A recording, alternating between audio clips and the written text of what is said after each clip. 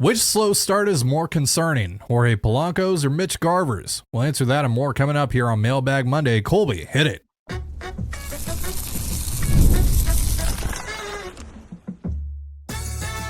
You are Locked On Mariners, your daily Seattle Mariners podcast, part of the Locked On Podcast Network, your team every day. Ahoy, sailors. It is Monday, April 29th, 2024. This is Hiding Gonzalez and Colby Patnode for the Locked On Mariners podcast, brought to you by FanDuel. Make every moment more, and right now, new customers get $150 in bonus bets guaranteed. That's $150, win or lose. Visit FanDuel.com/LockedOn, that's LOCKDON, to get yourself started. Thank you so much for making us your first listen. Subscribe, like, and turn on alerts if you're watching on YouTube, or subscribe and leave a 5-star review on your preferred podcast platform if you like what you hear. And if you're part of the crew and rock with us every single day, let us know in the comments below. We'd love to hear from you. And if you want to hear from us even more, please consider signing up for our Patreon. You can now get a free 7-day trial to check out the show. The link, as well as our social accounts, is in the description of this episode. And this is Mailbag Monday, the show where we answer your Mariners questions. And we're going to start here with Adam, who wants to know, I think I know what Colby will say, but if Bryan Woo's next rehab start goes well and Emerson Hancock's next outing goes well as well, what do you think happens with this rotation? You send Hancock down, you call up Woo. That's the end of the answer. It's really, that's all that needs to be said. We've been asked this so many times over the last 3 weeks. And I don't know if Mariners fans have just forgotten how good Bryan Woo is, or if too much is being made of the whole he can't get lefties out thing. Bryan Woo is really freaking good. The upside is significantly higher than Emerson Hancock, and that's not even to discredit Emerson Hancock and what he's done over his last couple starts. What he's done over his last couple starts has been great. It's been great news for the Mariners.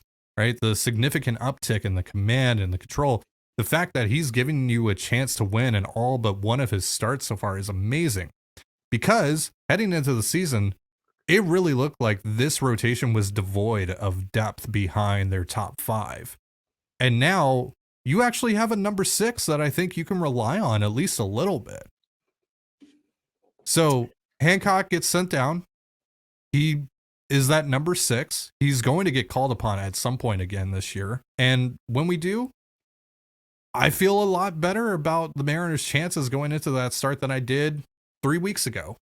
Right? And I know that's a pretty significant change in tune from where we were with Hancock, just a few weeks ago, but it's early. Things change. Hancock has made some really nice strides over the last couple of weeks. You got to give him credit. He has been significantly better than I think even like the wildest, craziest Mariner optimist would have predicted. He's been really solid. And I think, going in, my thought was, well, if he starts 5 or 6 games and he gives you a chance to win 3 of them, you have to be really happy with that, because the stuff is not good, and it's still not good. This is extremely fringe stuff. But the last couple times out, he's just had like 55, 60 command. But the simple fact is he's going to get 6 starts, and so far through 5 starts, he's given you a really good chance to win 4 of them, and he gave you no chance in the other one. So we'll see what he does here against Atlanta, not Atlanta. Who's Hancock? Is Hancock pitching in the series? I think right now he is scheduled to start the last game. I thought so, but then I have to look at the pitching probables again. He should be. He's lined up to pitch that last game. But we'll see. Anyways, but yeah, I mean, Hancock has been very good. He's given the Mariners, I think, more than even the Mariners themselves could have hoped for. But at the end of the day, Bryan Woo is just better. He is a better pitcher right now than Emerson Hancock. The league is going to make their adjustments to Emerson. The league has already made their adjustments to Woo, and Woo gets to counterpunch back now for the first time. I think people forget how good Bryan Woo was last year, and he was really that good with just fastballs. Like, he was a legitimate, number 4, number 5 starter last year, basically only ever consistently having, the fastball. And if he had the cut, or he had the cutter, or if he had the slider on any particular day, he was a number 2, number 3 on that day. So Woo's might have the second best fastball in all of baseball. Like, I think you could argue it's Spencer Strider at 1 and it's Bryan Woo at 2.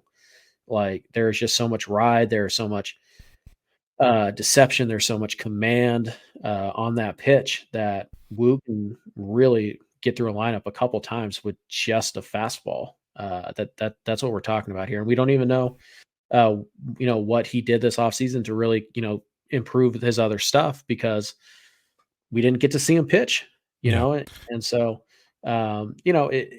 it's going to be fun to watch Wu. I'm interested to see him, but like you said, we're going to see Hancock again at some point this year. Absolutely. Um, you know, hopefully it's not injury related. Hopefully it's, hey, you know what? Wu is pitched for the last, 12 weeks. He's taking the ball every turn. He's getting up there in innings, and we have to protect the arm a little bit. So let's send him down for a couple weeks. So we'll call up Hancock, and he'll cover those innings. And it's also worth noting that Emerson Hancock has his own injury history that he's kind of having to deal with. So the Mariners really have two arms that they're trying to kind of manage their workload with this year. Yeah, and it's not a bad thing to have a good number 6 pitching in Tacoma and keeping him stretched out. So I feel like I think most of this is just that people don't quite remember how impressive Brian Wu was last year, because when I think of Wu and I look at what Hancock's done over the last, he's made 5 starts, right?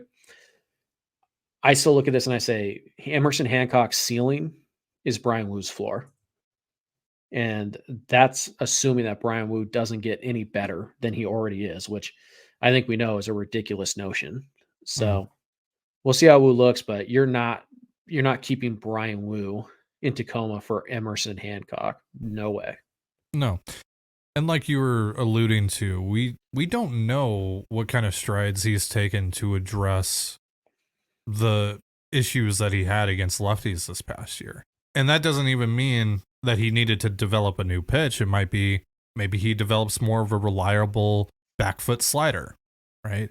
Maybe he's able to get that fastball in on the hands of lefties a little bit more. We don't know. And we're not going to find that out until we actually see him pitch against major league hitters. But I don't think we should just assume that this is the same guy that we saw last year that really struggled against lefties either. And focus on that so much so that we're legitimately considering keeping Emerson Hancock on the roster over him. The ceiling is so much higher than Hancock's. Again, that's not to discredit Hancock. It's just Brian Wu is that freaking good. Colin wants to know, which player between Jorge Polanco and Mitch Garver are you more concerned about offensively? I think you look at, Polanco is at least right now getting on base quite a bit. That's due to an insane walk rate. That's not, it's not sustainable, but it is a good sign that, Polanco's at least finding a way to help out. Mitch Garver, on the other hand, he's kind of in this mode right now where he's kind of 1 step forward, 2 steps back, and he's kind of in the cycle that he's trying to break. Like, he hit the home run on this homestand. He hit a double the other night, but then yesterday he is missing breaking balls by like a foot. So it's one of those things where Garver's working through some stuff right now, whereas Polanco has kind of found a way to contribute even when he's been, objectively not very good this year. So, Polanco, at least since April, is running a 101 WRC plus, which isn't great. But it's really pumped up by his walks. He's walking a ton. He's not chasing. So he's having decent at bats. Garver, right now, even when he has a good at bat, it's finding a way to be an out more often than not, right? He's hitting a lot of really hard hit ground balls, but they're going right to people. So even when he does a lot of things well, he's not being rewarded for it consistently. So I'm not really concerned about either, but right now, at least Polanco is kind of finding a way to manage and to add to this ball club. And Garver, every time you think he's close, he just takes a step back and you kind of feel like you're starting from square one again. So I guess more concerned with Garver, but I'm really not concerned about either one yet. Just in terms of like who's in a worse spot than the other, it's Garver. Because Garver right now, it's pretty obvious that he's struggling to pick up spin like we saw yesterday against Fott. And it's a little bit of the same issue that Ty France is going through right now, where it's a launch angle issue. He's hitting the ball hard. He's just hitting it straight into the ground. Now, maybe there is a little bit of a bat speed issue here as well, because he has swung through quite a few fastballs. But again, he's still hitting the ball really hard. Polanco, on the other hand, like you said, at least he's walking. At least he has 3 bombs this year. And historically speaking, he's been a slow starter. It's a career 97 WRC plus in the months of March and April combined. All right, we're going to answer more of your questions here in just a moment. But first, a reminder, this episode of the Locked On Mariners podcast is brought to you by DoorDash and Monopoly Go. Want to make mom smile? Start Mother's Day with flowers or surprise her with gifts from the brand she loves, delivered the very same day with DoorDash. Does mom have a sweet tooth? Is she a tech enthusiast, a beauty connoisseur, or is she outdoorsy? No matter what she's into, you can make her smile with a fruit or flower bouquet, makeup, tech gear, workout wear, and a whole lot more. Shop with savings that would make her proud. With a Dash Pass membership, you'll save with a $0 delivery fee and reduced service fees on eligible orders from Dash Pass merchants that meet the minimum subtotal. Other fees, including service fee and terms, apply. Get all your Mother's Day gifts all in one place and get 50% off your next order, up to $15 when you spend $15 or more on your next flower, convenience, grocery, or retail order now with promo code LOCKEDONMLB. That's LOCKEDONMLB. Order using DoorDash today. Terms apply. I'm a very competitive person, and my competitive side is a big fan of Monopoly Go. I'm sure you've heard of it. It's been downloaded over 150 million times, but if not, it's a great twist on Monopoly where you play on not one, but hundreds of Monopoly boards in crazy locations, building up amazing cities that bring you big money. But the best part is messing with my friends. I can charge them rent on my iconic properties just like classic Monopoly, but now I can also rob their vaults of riches for myself. And the leaderboards show me who the biggest Monopoly tycoon is. But it's not just my competitive side that loves it. You can team up with friends and people all around the world in time tournaments to earn huge rewards. So get in the game and join your friends. Download Monopoly Go now free on the App Store or Google Play. And you're listening to the Locked On Mariners podcast. Thank you again for making us your first listen here on Mailbag Monday. A reminder that the Mariners kick off their toughest series of the season thus far tonight, hosting Ronald Acuna Jr. and the Atlanta Braves. You can catch all the action on the Mariners hometown broadcast with SiriusXM on the SXM app. All you have to do is search Mariners. Now, Colby, before we get back into our listener questions, I have a question for you. Is Jarred Kelenic getting booed tonight? I don't know, probably, but I think the proper, Why? I don't know, but I think honestly the proper reaction is just to not have one. Yeah. Even if you really dislike Jarred Kelenic, I don't think Kelenic deserves a standing ovation or anything like that. He didn't do anything here. Who cares? But I think booing him is kind of lame, but also I think it kind of gives him what he wants. It's just more oh, more motivation. I'm going to show you guys, and it's just ignore him. Show Jarred Kelenic as much relevance as his statistics gave the Mariners, which is none at all. Jarred Kelenic is not a relevant part of the Mariners story. Sadly, he should have been, but he's not. He's really not. He's kind of a supporting character in this whatever you want to call it, reimagining of the franchise. He was supposed to be a main character, but he wasn't. And, he kind of left a villain a little bit. He didn't leave a villain. He kind of became a little bit annoying after he left. But yeah, you should just treat him like he was never here, because basically he wasn't. I hope he does well. I don't dislike him. I just don't care one way or the other. So yeah, I think if you're a person who does care and you think that he's stepped over the line, okay, fine. I don't really agree, but fine, whatever. If that's how you want to fan, go for it. But then my suggestion to you would be literally don't do anything. Don't cheer, don't boo, don't clap, just sit there. Because I think the irrelevance that Jarred Kelenic feels when he fails is what's actually going to drive him nuts. Your hatred of him will only fuel him and make him double down on that. Just ignore him. Next question here from Glenn. Glenn wants to know, how long do you expect it will take Ben Williamson to get promoted to Arkansas if he keeps up close to this level of production? Ben Williamson's off to a really nice start, especially if you compound that with his spring numbers as well. So when do you think he's getting the call up to Double-A? Oh, probably not for another month or so. It's been a really nice start, but you also have to remember Williamson is a college. He was a college senior. when he was drafted. So he's a little bit old for the Northwest League, not like ridiculously old, but he's older than the competition he's facing, and he's doing what he should. So it's certainly not a negative that he's being productive. But it does, you do have to kind of keep an eye on stuff like that. Like, how is he faring against the relative to the competition? And Williamson is a guy who probably should be putting up pretty good numbers in Everett right now. So the fact that he is good. But I still think it's going to be another month or so.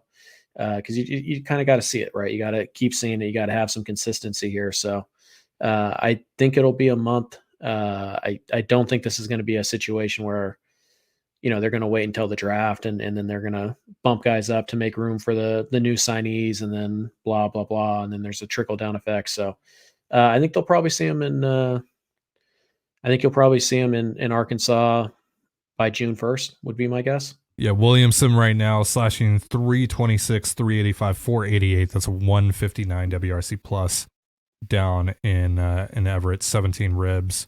Just one home run, striking out 14.6% of the time, walking 8.3% of the time, playing pretty good defense as well. But like you said, doing pretty much what he should be doing against that level of competition at his age.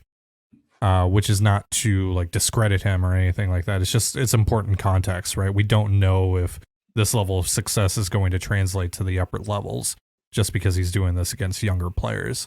But obviously, you want him doing this rather than the opposite, of course. Next question from Aaron. Will Luke Raley draw a walk this year? Really, though, how would you assess his first roughly 50 plate appearances as a Mariner? And what do you see happening playing time or roster wise when Dominic Canzone comes back? Well, he's still missing pitches that he should hit. He's getting some like pitches in that lefty loop zone and he's popping them up. And that's not a good sign. But what we are seeing is we're seeing him find a way to collect hits. A little bit more. And yes, he's got a couple of bunt singles, which I know people are like, oh, those don't count. Yes, they do. Like, of course they do. Those count. And the RBI on Saturday night, that counts. And the hits against the lefties, that counts. Like, they all count. And so what we're seeing now is we're seeing Raley start to play pretty much every day. Like, the Mariners seem pretty intent on having a pure platoon with Raley, and now it looks like Haggerty's going to be that partner, which I don't love because I actually think Raley's looked better against lefties at times this year than he has righties. But Raley obviously he has to get better, but I do think the plate appearances overall are getting better as he's seen a little bit more play time. But there's no question about it. He has to get better. He can't miss the number of pitches he's missing, and like he's never going to be a high batting average guy. Like it's not like we're asking him to go hit 270. Right. We're asking, can you hit like 220 to 240? Can you draw a couple walks, which is what he does? Like, this is out of character for him to not have a walk through 50 plate appearances or whatever. And we know the strikeouts are going to be a little bit high, but can you put up a 7 to 10% walk rate and a 30-ish% strikeout rate, hit 230 and run into a home run once a week? And we know he can steal some bags. He had a stolen base this weekend. Like, there are a lot of things Luke Raley can do to help you, but he's got to be better than what he is right now. There's nobody denying that. But I think the only way that you can get there is to continue to give him these consistent at bats to let him find something. And there's two lefties going in the series. So my guess is that we're not going to see Raley tonight or on Wednesday against Fried or Sale, which I don't have a huge problem with. Those are two really tough lefties, particularly Sale. Left on left is a very difficult at bat, but again, it's kind of difficult to maintain, this thing. And right now Raley is, he'll have 2 hits in a game and then he'll go 0 for his next 8 with 3 strikeouts and be, oh, it's over. And then the next day, and then his 4th game, he'll have 2 hits again. And so he's going like 4 for 16, which is totally fine. They're just all singles and it's a very inconsistent 4 for 16. It's multi-hit game, 0 for 4, 0 for 4, multi-hit game. In the 0 for 4s, there's usually like 6 strikeouts mixed in there. So it's a very inconsistent game for Raley right now, but I do think that he's getting better. I think when we start seeing him turn on pitches on the inside corner, particularly the breaking balls on the inside corner, I think that's a good sign that he's finally starting to lock in. But right now he's missing some cookies, certainly in his swing zone that he should be hitting very hard. And he's just not. So he's not there yet. But I do think we're seeing some better at bats from him. It's just they have to be a little bit more consistent now. We're still so far away for a decision to be made, so it's impossible to give you a proper answer on what they're going to do roster-wise with Raley and Canzone, etc. All right, we're going to answer a few more questions here in just a moment, but first, a reminder, this episode of the Locked On Mariners podcast is brought to you by FanDuel. It's playoff time in the NBA and NHL. Baseball's in full swing, and FanDuel is your place to bet on every game. Right now, new customers get $150 in bonus bets guaranteed. That's $150 win or lose. Bet on everything from slap shots to home runs to slam dunks, all on an app that is safe, secure, and super easy to use. So what are you waiting for? Visit FanDuel.com/lockedon and make your first bet an automatic win. Again, that's FanDuel.com/LOCKEDON. FanDuel, America's #1 sportsbook. And you're listening to the Locked On Mariners podcast. Thank you again for making us your first listen here on Mailbag Monday. Once again, the Mariners kick off their toughest series of the season thus far tonight, hosting Matt Olson and the Atlanta Braves. You can catch all the action on the Mariners' hometown broadcast with SiriusXM on the SXM app. All you have to do is search Mariners. Next question here from the Darren McCacken enjoyer. Josh Rojas, though in a small sample size, has been killing it. Do you just let him stay leadoff when JP comes back? I know it's early and JP won't be back for a bit. And do you let Josh play against lefties with how well he's hit and see what happens? We love Locked On Mariners. I don't think he's a leadoff hitter type long term. In the short term, yeah, he's probably your best bet. Either him or Julio should probably be hitting leadoff. Do I play more against lefties? I mean, I think what's going on now works pretty well. Is it at the expense of Luis Urias? Because you do want to make sure that he's not going several days without playing. Right. I mean, he already went the entire Arizona series without playing. And now, thankfully for him, he's going to play 2 of the next 3 days, assuming he's healthy, because there's going to be lefties on the mound. So, and you could say, well, just play Urias at shortstop and give Rojas at bats against lefties. You could, but now Dylan Moore's on the bench against left-handed pitching. And you don't want Dylan Moore on the bench against left-handed pitching. Just like you really don't want Sam Haggerty on the bench against left-handed pitching. You could start D-Mel in the outfield over Haggerty. You could, but what's the point of having Haggerty crush his left-handed pitching too? So eventually you run out of guy, and at some point you're taking somebody out of the lineup who should be in it against the left-handed pitcher. So to me, no, I don't see any way that you're using. And plus, I mean, can Urias even make the throw from shortstop deep in the hole? I mean, if he's healthy, he can. And we don't know if the shoulder's still bothering him or whatever, because the throws have been fine, right? I mean, so I'm not saying he can't. Yeah, he had one in Texas that Ty had to scoop, but other than that, it's been fine. So it's like, do you want to risk that? No, not really. So to me, no, I think you just kind of keep operating the third base platoon as you have been, because it's working. It's working very well for you right now. So there's no reason to kind of buck that trend. You could maybe give Rojas some left-handed at bats against, or some inexpensive like Polanco at second, because we know Rojas can play second, but Polanco hits better against left-handed pitching than right-handed pitching also. So no, I think you just leave the platoon as is, and until JP gets back, then yeah, I think he is the right choice to be the leadoff hitter. Again, either him or Julio. That doesn't mean it's going to stay that way, but and then once JP gets back, to me, JP has to be really bad for an extended period of time, because he's so important to the team that it has to be undeniable that you just can't put him back at shortstop and back in the leadoff spot because of what he means to the clubhouse. So, when JP comes back, I think he probably slides back into the leadoff spot, but we'll see what if Rojas is hitting 300 in June, and he's got 20 home run power and putting up above league average on base and slugging, you might not have a choice. Rojas has a pretty similar hitting profile to JP. JP is probably going to walk more than Rojas at the end of the day, but overall, it's a pretty similar profile. I would bet on Rojas with a higher slug and higher batting average, but I think JP is probably more of an on-base guy. I'd also rather have Rojas trying to steal a bag, but that's not a leadoff exclusive type of skill. So, but I do think, I think maybe what happens is that Rojas, when JP comes back, it goes JP and Rojas 1-2, and Julio hits 3 against right-handed pitching. Maybe it's something like Maybe. that. So, Mhm. but yeah, I think Rojas is the right choice right now. I'm not opposed to giving him some at bats against lefties because traditionally he's hit them fine. But I think right now the third base platoon is working so well that it's one of those, if it ain't broke, don't try to fix it. So I think Right. I'm just leaving that as is. Next question here from Jay Sierra. If we keep this pace up, we're buyers at the deadline. Given Brash's unlikely return, at least anytime soon, who would you guys like to see the M's add and why? Paul Sewald. First name Paul. Mhm. You're rooting for the Diamondbacks to lose pretty significantly between now and July, which is going to be tough because I like the Diamondbacks. They're a fun club. I don't even know if it needs to be significant. Like, they just need to be hovering like around Like 500. a fringe. Because Yeah, they could be in, they could be out. Because Paul's a free agent after this year, and it would make sense if they're like not like they're just kind of straddling the fence to trade a reliever. So what the Mariners did last year. Exactly. So yeah, they could absolutely do that. Arizona's a little bit weird with how they manage.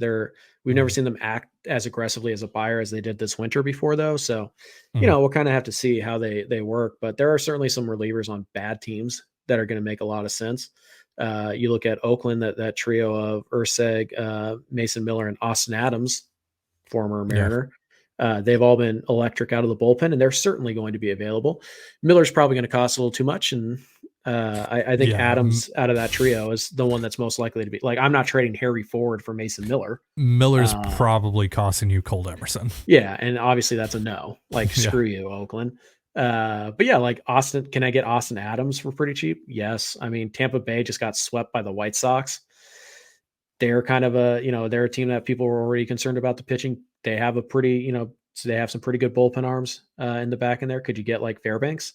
And maybe it's a packet. Maybe you get Fairbanks and Yandy Diaz if they continue to lose or whatever, or you get, and that same goes for Arizona. What if you get Sewald and Christian Walker? There are certainly going to be relievers, but yeah, you look at, I look at Oakland as a really good one because they know they're not going to be very good.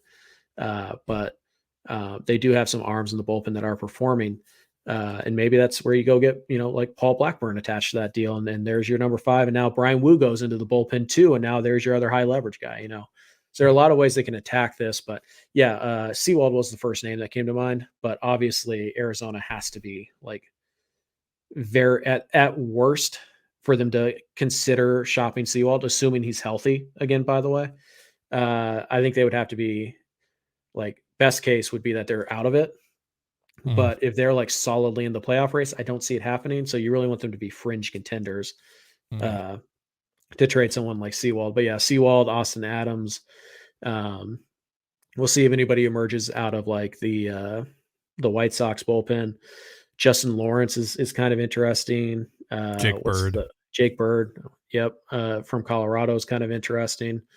There are some guys in that San Francisco bullpen. The Rogers brothers, one of them might be pretty interesting too.